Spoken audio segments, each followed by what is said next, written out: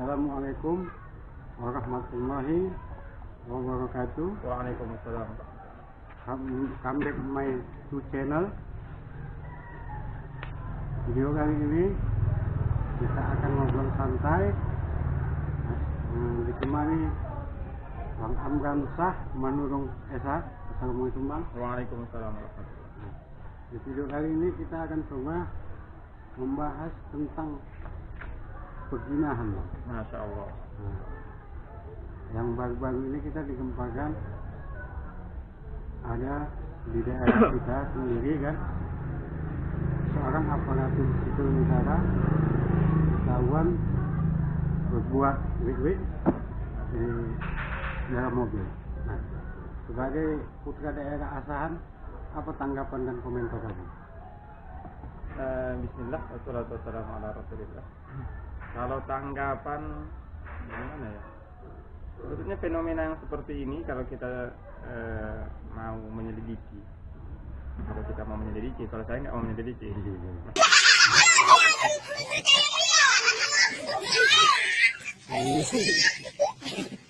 Banyak kerjaan lain ya kan. Kalau kita mau menyelidiki, ini sebetulnya fenomena gunung es. Kalau kita mau menyelidiki, ini sebetulnya fenomena gunung es. Kalau kita mau menyelidiki, ini sebetulnya fenomena gunung es. Gari, Gari.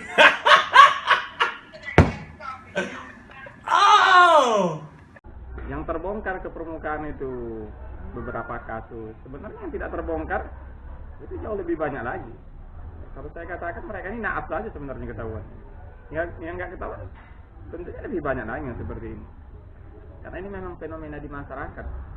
Yang masyarakat kita yang memang pertama jauh dari agama, kemudian juga tidak mengerti hukum, karena pidana juga kan,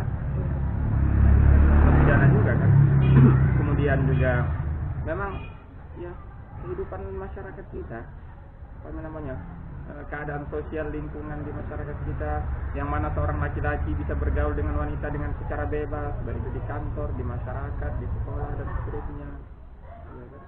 Bagi sebagian orang mungkin ini dianggap biasa-biasa saja. Tapi siapa yang tahu di dalam hati ada sesuatu yang luar biasa. Setiap hari ketemu, setiap hari berpandang-pandangan, berbicara, apalagi bercanda. Lama-lama setan membisikkan ke dalam hati manusia. Sampai-sampai ada yang bilang selingkuh itu indah. Jadi Bang, ada nggak pengaruhnya dengan adanya perkembangan zaman ini dengan menggunakan media sosial? Sangat berpengaruh sekali. Media sosial ini juga sebuah jendela, bahkan bukan jendela, bahkan pintu terhadap hal-hal yang demikian. Ya. Kalau zaman dahulu, zaman kakek-kakek kita, zaman nenek kita, orang mau ketemu kan sulit, harus kirim surat dulu atau titip pesan dari kawan. Ya kan? Kadang-kadang nggak disampaikan, nggak jadi. Ya kan? Kalau sekarang tinggal modal di tangan aja, ya.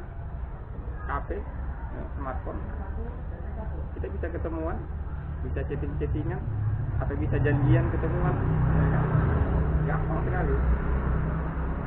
Bahkan berapa banyak kasus-kasus yang penyalahgunaan media sosial ini, sering berkirim foto yang tidak senonoh, kemudian yang hal semacam itulah.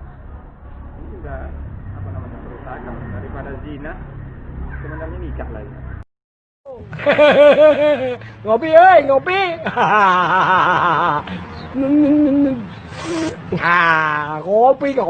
Nggak dilarang. Secara agama, kalau pandangan agama sendiri kemana sih? Kalau pandangan agama, saya kira sepakat ya seluruh agama tentang larangan berzina ini. Sepakat semua agama. Nah kalau kita lihat dari sisi pandangan agama Islam, bahkan zina ini termasuk dosa besar. Bahkan kata Nabi SAW termasuk as-sab'al mubiqat, 7, salah satu dari 7 dosa yang membinasakan. Ada ancamannya di akhirat, tentu ancaman neraka. Kemudian juga ada hukuman hadnya di dunia. Ya, pada dalam syariat Islam, hukum pezina ini dalam Islam dibagi menjadi 2, pezina muhsan dan kedua ghairu muhsan. Pezina muhsan ini orang yang telah menikah, pernah menikah atau sedang dalam pernikahannya kemudian dia melakukan zina, namanya itu pezina muhsan.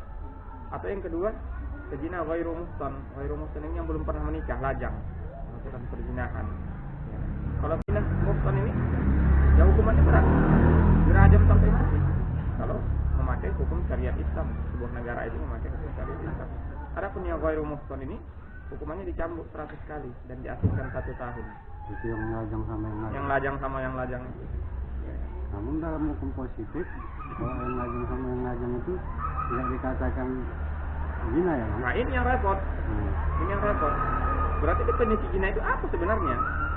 Karena kalau kita mengamat dari pasal 284 tentang perzinahan, pasangan yang memiliki pasangan yang sah, kan itu, baik si istri maupun si suami. Ini juga repot sebenarnya, makanya yang saya dengar baru-barusan ini dalam RKUHP yang sedang dibahas ini ya, itu pasal zina ada rencana perubahan ya. Walaupun sampai sekarang RKUHP ini masih statusnya belum jelas ya kan, akan diubah. Kenapa? Karena ini bertentangan dengan pemahaman di masyarakat. Pemahaman di masyarakat, apalagi kalau kita mengacu kepada agama, kepada Islam itu. Perzinahan itu ya bukan hanya pasangan yang telah beristri atau yang telah bersuami, tapi perzinahan itu adalah hubungan badan yang dilakukan oleh seorang laki-laki dan seorang wanita yang bukan suami istri. Apa itu lajang atau bukan lajang? Sama saja namanya zina. Ini kan definisi zina yang menurut saya cukup ngawur sebenarnya dan harus diperbaiki. Perbaiki Bang. Bertentangan sama agama. Bertentangan dengan agama, bertentangan dengan adat masyarakat kita, dan ini sudah bertahun-tahun ya kan. Ini kan KUHP kita diadopsi dari hukum Belanda ya. Dari mulai kita merdeka tahun 45 sampai sekarang sudah berapa puluh tahun. Ini bertentangan dengan adat ketimuran kita saja, sebenarnya bertentangan. Kalau adat ketimuran kita, jangankan berzina, melakukan hubungan badan seorang laki-laki dan perempuan yang bukan suami istri. Orang yang berdua-duaan misalnya di gelap-gelap ya kan, yang bukan suami istri ya kan. Kemudian hal-hal yang semacam itulah. Di masyarakat kita adat ketimuran itu sudah sesuatu yang tidak senonoh ya, sesuatu yang tidak pantas dilakukan. Apalagi sampai melakukan hubungan badan. Nah, di dalam KUHP justru ini bukan zina namanya. Dan itu sudah kita alami dalam KUHP kita selama puluhan tahun. Jadi ketika gini lah Pak, orang yang dikatakan zina kan di dalam hukum positif kita apabila tertangkap berdua-duaan di dalam ruangan. Iya. Nah, jadi kalau dia tidak tertangkap di dalam ruangan hanya melalui media sosial lah atau chattingan lah, apakah itu sudah termasuk zina? Ya, yang saya tahu sih kalau melalui chattingan ya tidak termasuk zina. Zina itu harus melakukan hubungan badan. Melakukan hubungan badan. Jadi artinya sulit lah proses pembuktian perzinahan ini ya. Ya kalau sampai ke sana mungkin ya yang dimaksud mungkin zina online gitu ya. Ya kan kadang-kadang kan semacam yang zaman sekarang bahasanya yang lebih kerennya itu PCS kan itu. Video call cek gitu. Iya. Saya kira itu tidak bisa dijerat dengan pasal perzinahan ya. Paling bisa dijerat dengan undang-undang ITE lah. Karena perzinahan itu harus ketemu, harus melakukan hubungan badan. Bahkan kalau kita mengacu kepada hukum Islam, sebenarnya walaupun hukum Islam itu berat hukumannya bagi pezina, tapi pembuktiannya juga berat di dalam hukum Islam. Seseorang yang dituduh berzina itu apabila dia telah melakukan duhul, seperti timba masuk ke dalam sumur. Oh my god! Dan dilihat kejadian itu secara bersama-sama oleh 4 orang laki-laki minimal. Tidak boleh datang satu, baru datang satu lagi sudah selesai kejadian, tidak. 4 orang ini, laki-laki ini harus melihat kejadian itu, seorang laki-laki dan seorang wanita melakukan hubungan badan itu seperti timba masuk ke dalam sumur. Jadi tidak mudah. 4 laki-laki ini harus yang sudah balik apa yang belum balik? Allah alam kalau soal balik atau belum baliknya, karena definisinya secara umum adalah seorang laki-laki yang melakukan hubungan badan dengan seorang wanita. saksikan minimal 4 orang itu. 4 orang saksinya. Namun tidak ada penjelasan juga lah ya, harus yang sudah balik menyaksikan. Iya, belum. Wallahu alam kalau soal baliknya atau tidak, sampai sekarang saya belum pernah membaca referensinya. Saran abang untuk generasi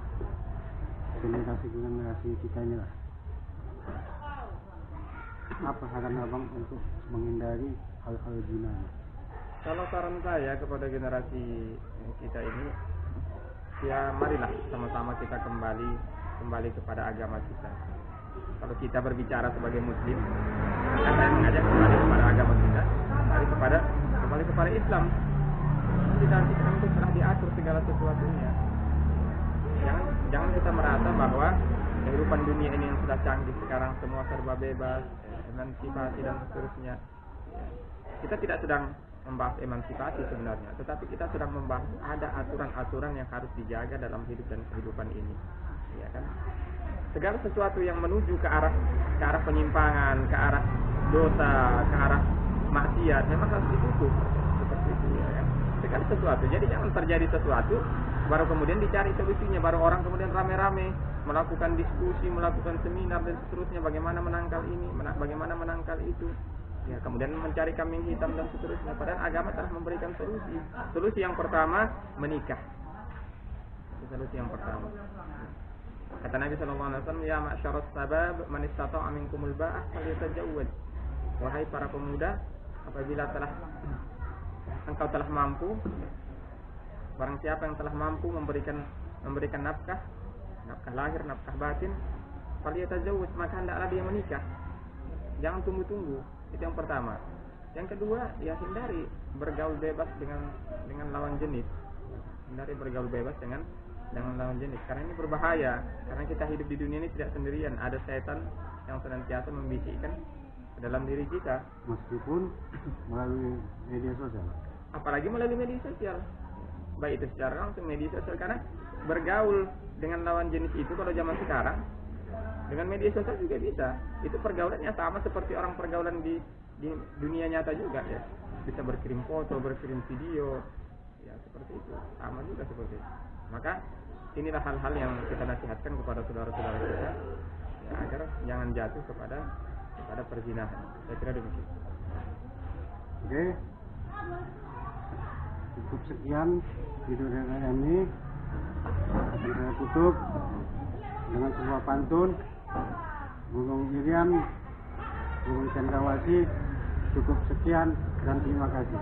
Assalamualaikum warahmatullahi wabarakatuh. Waalaikumsalam warahmatullahi wabarakatuh.